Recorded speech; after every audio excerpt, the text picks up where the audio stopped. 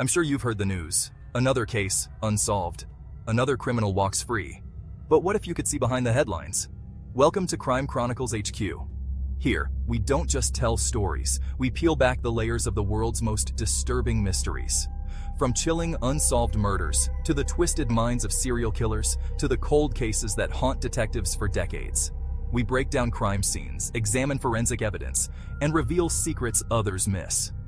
Each week, we dig deeper, bringing you expert analysis, shocking discoveries, and new perspectives. Think you can handle the truth? Hit subscribe, smash that bell, and join our community of true crime detectives. Because at Crime Chronicles HQ, the case is never closed.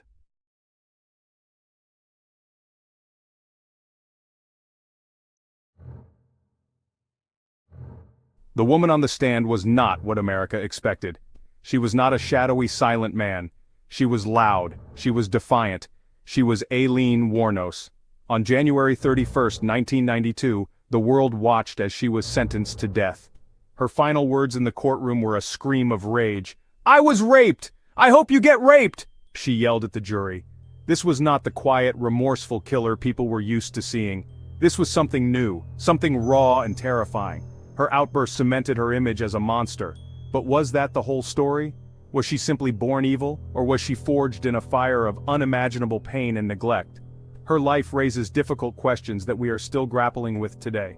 Her story forces us to look into the abyss. It asks us to consider how a person becomes a killer. Aileen's case is particularly unsettling because she was a woman. Society often sees women as nurturers, as givers of life. Wuornos was a taker of life. This contradiction made her a media sensation. She became a symbol of female rage, a cautionary tale, and a subject of morbid fascination. The headlines screamed about America's first female serial killer, a title both sensational and historically inaccurate. Yet it stuck. It defined her. Her journey from a lost girl to a condemned woman is a chilling chronicle of a life derailed by trauma and desperation. The image of Aileen Wuornos in an orange jumpsuit, her face hardened by years of struggle, is burned into the public consciousness. She was the damsel of death, a name coined by the media that captured the unsettling mix of her gender and her crimes. Her story began long before the first body was found. It began in a world of abuse and abandonment, a world where survival was a daily battle. To understand the killer, we must first understand the child. We must trace the path that led her from a broken home in Michigan to the dark, lonely highways of Florida, where she left a trail of victims in her wake. This is not just a story about murder, it's a story about a broken system and a broken soul. Her case challenges our neat categories of good and evil. Was she a cold-blooded predator who lured men to their deaths for money? Or was she a deeply traumatized woman who fought back against a lifetime of violence, killing in what she claimed was self-defense? The truth, as it often is likely somewhere in the murky middle. Her life is a mirror reflecting society's darkest corners: poverty, abuse, mental illness, and the systems that fail to protect the most vulnerable. As we delve into her chilling story, we are forced to confront uncomfortable truths about justice, compassion, and the making of a monster. Her legacy is not just one of violence, but a haunting question about our own humanity. Aileen Wuornos was born into a world that did not want her. Her life began in Michigan in 1956, marked by tragedy from the start. Her father, a convicted child molester, took his own life in prison before she ever knew him. Her mother, unable to cope, abandoned Aileen and her older brother when they were just small children. They were left in the care of their grandparents, who were ill-equipped to raise them. The home that was meant to be a sanctuary became another source of pain. Her grandfather was a violent alcoholic, and her grandmother was often neglectful. There was no stability, no love, no safety net to catch a falling child. The abuse she endured was relentless. It was both physical and emotional. Her grandfather's beatings were a regular part of her existence. She learned early that the world was a hostile place, that trust was a luxury she could not afford. At school, she was an outcast, her dirty clothes and troubled behavior setting her apart from other children. She acted out, seeking attention in the only ways she knew how, through defiance and aggression. By the age of 14, her life took another devastating turn. She became pregnant after being raped by a friend of her grandfather. The baby was given up for adoption, another profound loss in a life already filled with them. This early trauma carved deep wounds into her psyche. She was thrown out of her grandparents' home as a teenager, left to fend for herself on the streets. Homeless and alone, She survived by selling her body, a path that exposed her to even more violence and exploitation. She had no education, no support system, and no hope for a different future. The world had shown her only its ugliest side. Every interaction was transactional, every relationship fraught with danger.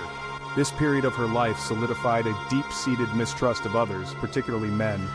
She learned to see them as either clients or threats, a perception that would later have deadly consequences. The foundations of her future were built on sand. There was no solid ground of love, security, or self-worth. Instead, there was a chasm of neglect and abuse. Her personality was shaped by this constant struggle for survival. She became tough, resilient, and deeply cynical. The anger that simmered beneath the surface was a direct result of a childhood where her cries for help went unheard. The girl who was once a victim was slowly, tragically, learning the language of victimization. The seeds of violence planted in her earliest years were beginning to take root, waiting for the right conditions to finally, devastatingly bloom in the hot Florida sun. By the time Aileen Wuornos arrived in Florida, she was a drifter, a ghost moving along the sun-bleached highways. She had spent years on the road, hitchhiking from state to state, living in cheap motels or sleeping in the rough. Her life was a chaotic cycle of petty crime, sex work, and fleeting relationships. She was arrested for minor offenses like drunk driving, forgery, and armed robbery. Each arrest was a cry for help that went unanswered, another mark on a record that was slowly closing every door to a normal life. She was trapped in a downward spiral, with no clear way out. The system saw her as a nuisance, a career criminal, not as a woman drowning in the wreckage of her past. In Florida, she hoped for a fresh start, but her old life followed her. She continued to work as a highway prostitute, a dangerous profession that put her in constant peril. This was not a choice made from a position of power, it was a decision born of pure desperation. She needed money to survive, and this was the only way she knew how. The men she met were strangers, their intentions unknown. Every encounter was a gamble. She had to be constantly vigilant, ready to defend herself against potential harm. This environment of fear and mistrust became her reality. It was a world where violence was always just a moment away, a shadow that loomed over every transaction. It was during this time that she met Tyria Moore, a hotel maid, in a bar. For a while it seemed like Aileen had finally found a measure of stability. Their relationship offered a rare glimpse of affection and companionship in her otherwise lonely existence. They moved in together, and for a brief period Aileen tried to leave her life on the streets behind. She took on odd jobs, attempting to make a legitimate living. However, the pull of her old life was too strong. The money from sex work was faster and easier, and the couple struggled financially. The pressure to provide for Tyria pushed Aileen back onto the dangerous highways she knew so well. This return to the streets marked a critical turning point. Her desperation deepened and her anger intensified. She felt trapped by her circumstances, resentful of the men she believed were exploiting her. The line between survival and aggression began to blur. The constant threat of violence she faced as a prostitute, combined with a lifetime of unresolved trauma, created a volatile cocktail within her. She was a powder keg of rage, and the lonely, isolated stretches of Florida's interstate system became the fuse. The path that had been paved with pain and neglect was now leading her toward a final, fatal destination, one that would end in bloodshed and infamy. The first murder occurred in late 1989. Richard Mallory, a 51-year-old electronics store owner, picked up Aileen Wuornos from the highway. His body was found several days later in a wooded area, riddled with bullets. This was the beginning of a year-long reign of terror. Over the next 12 months, 6 more men would meet a similar fate. They were all middle-aged men who had solicited Wuornos for sex. They were strangers, their lives intersecting with hers in a brief, deadly encounter. Their cars were found abandoned along the highways of Central Florida, their bodies discovered days or weeks later, often in remote locations. The pattern was chillingly consistent. Wuornos's account of the murders never wavered. She insisted that each killing was an act of self-defense. She claimed that Richard Mallory had brutally raped and sodomized her, and that she had killed him to save her own life. After that first incident, she said, she became terrified. She started carrying a .22 caliber pistol for protection. According to her, every subsequent man she killed had either assaulted her or was about to. She portrayed herself as a victim who fought back, a woman who refused to be another faceless casualty of male violence. She argued that she was killing to survive, not for pleasure or for money, though she did take her victims' cars and belongings. The police, however, saw a different story. They saw a predator, not a victim. They believed Wuornos was a cold-blooded robber who killed her clients to steal their money and vehicles. The evidence seemed to support their theory. The victims were all shot multiple times, suggesting a level of rage that went beyond simple self-defense. The fact that she pawned items belonging to the victims pointed to a financial motive. Law enforcement and prosecutors painted a picture of a ruthless highway bandit who used sex as a lure. They dismissed her claims of self-defense as a desperate attempt to justify her horrific actions and escape the consequences of her crimes. This clash of narratives lies at the heart of the Aileen Wuornos case. Was she a serial killer in the traditional sense, a monster who hunted and killed for personal gain? Or was she a deeply damaged woman pushed to the breaking point? A serial survivor whose traumatic past finally exploded in a spree of violence? The truth is likely complex and multifaceted, a tangled web of motive and circumstance. Her actions were undeniably horrific, leaving a trail of grieving families in their wake. But her story, filled with claims of abuse and survival, forces us to look beyond the simple label of monster and consider the possibility that her rage, however misdirected and deadly, came from a place of profound and desperate pain. When the story broke that a woman was responsible for the string of highway murders, the media went into a frenzy. A female serial killer was a novelty, a sensational story that defied common stereotypes. Men were supposed to be the hunters, the predators. Women were the victims. Aileen Wuornos turned this narrative on its head. The press quickly dubbed her the Damsel of Death, a catchy, alliterative nickname that captured the public's morbid fascination. She became an overnight celebrity, her face plastered across newspapers and television screens. The media portrayed her as a man-hating anomaly, a monstrous aberration of femininity. The coverage was rarely nuanced. It focused on the shocking details of the crimes and her rough, unfeminine demeanor. Journalists and talk show hosts sensationalized her story, often stripping it of its complex social and psychological context. They highlighted her history of prostitution and her lesbian relationship with Tyria Moore, using these details to paint her as a deviant who hated men. Her claims of self-defense were largely dismissed or treated as the desperate lies of a cornered killer. The public consumed this narrative eagerly, captivated by the tale of the female monster who stalked the highways of Florida. She was not seen as a person, but as a spectacle. This intense media scrutiny had a profound impact on how Wuornos was perceived. She was tried in the court of public opinion long before she ever set foot in a courtroom. The relentless, one-sided coverage made it nearly impossible for people to see her as anything other than a cold-blooded murderer. It created an atmosphere where empathy was difficult, and condemnation was easy. Aileen herself contributed to this image. She was defiant, angry, and often vulgar in her interactions with the press and the legal system. She played into the role of the monster because in many ways it was the only role society had ever offered her. The story of Aileen Wuornos also became a commodity. It was sold to the highest bidder. Police officers involved in the case sold the rights to her story for a movie deal. Even Aileen and Tyria Moore tried to sell their story, hoping to profit from their newfound infamy. This commercialization of tragedy further blurred the lines between justice and entertainment. The case became less about the victims and the complex issues at play, and more about creating a marketable villain for public consumption. The media spectacle surrounding Aileen Wuornos cemented her legacy not just as a killer, but as a cultural phenomenon, a symbol of female rage packaged for mass appeal. Aileen Wuornos' arrest came after police tracked her through pawnshop records. Her downfall, however, was sealed by the person she trusted most, Tyria Moore. Fearing prosecution herself, Tyria agreed to cooperate with the police. In a series of recorded phone calls, she pleaded with Aileen to confess, to clear her name. Desperate to protect her lover, Aileen admitted to the murders, a confession that would become the cornerstone of the prosecution's case.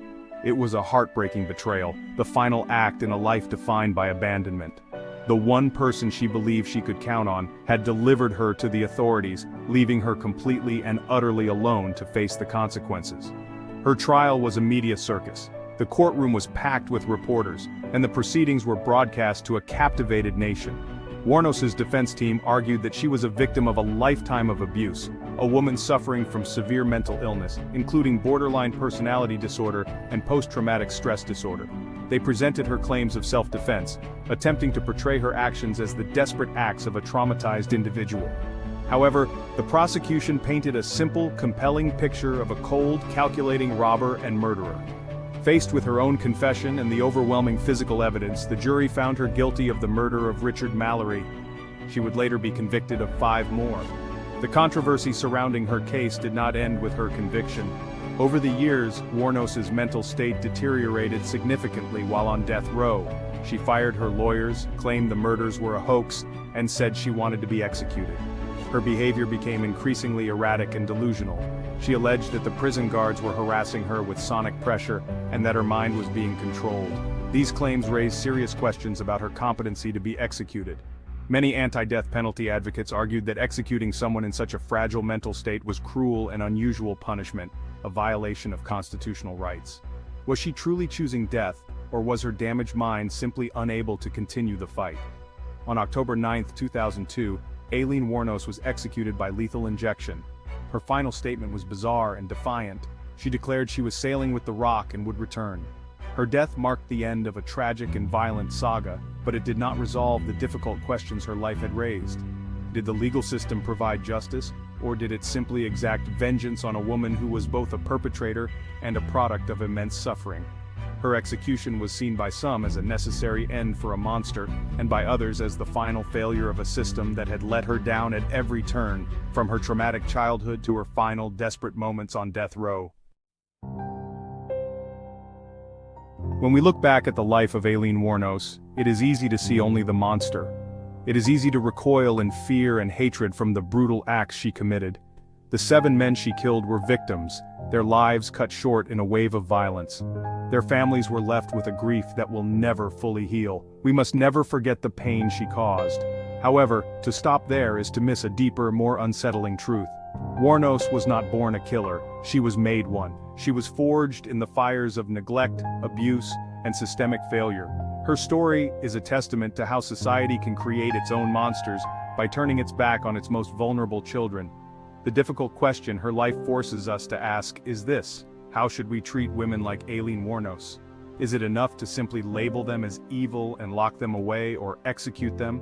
Or do we have a moral obligation to look deeper, to understand the pathways that lead a human being to such a desperate and violent end? Her case exposes the cracks in our social safety nets. It highlights the devastating long-term impact of childhood trauma, poverty, and mental illness. It shows what can happen when a person is stripped of their humanity, first by their abusers, and later by a society that sees them only as a problem to be managed. Compassion is not the same as condoning. To understand the forces that shaped Aileen Wuornos is not to excuse her crimes. Instead, it is a call to reflect on our collective responsibility. How many other children are living in similar circumstances right now? How many are falling through the same cracks, their cries for help going unheard? Her story is a tragic warning. It demonstrates that unresolved trauma does not simply disappear, it festers and grows, sometimes erupting in ways that shatter lives. By focusing only on her monstrosity, we absolve ourselves of the need to address the difficult social issues that her life brings to light. Ultimately, the legacy of Aileen Wuornos is a complex and uncomfortable one. She was a killer, but she was also a victim. She was a perpetrator of horrific violence, but she was also a product of it. Her story should not just be a source of morbid fascination, it should be a catalyst for change. It should compel us to build a more empathetic world, one that protects children from abuse, supports those struggling with mental health, and offers pathways out of desperation. We must learn to see the humanity in even the most broken people, not to forgive their sins, but to prevent others from walking the same tragic path. Only then can we hope to break the